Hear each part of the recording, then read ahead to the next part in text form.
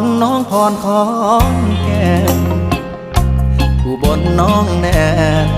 สาวแอนคนกาลสินธุ์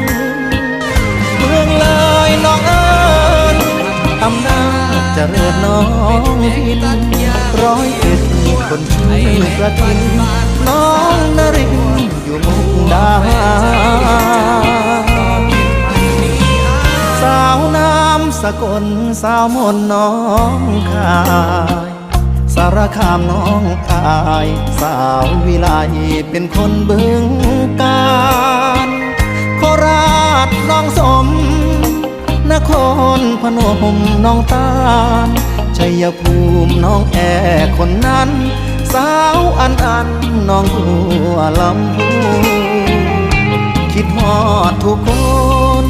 ถึงโดนแล้วบ่พอนาเบอร์ที่ให้มายังเมมติดมือ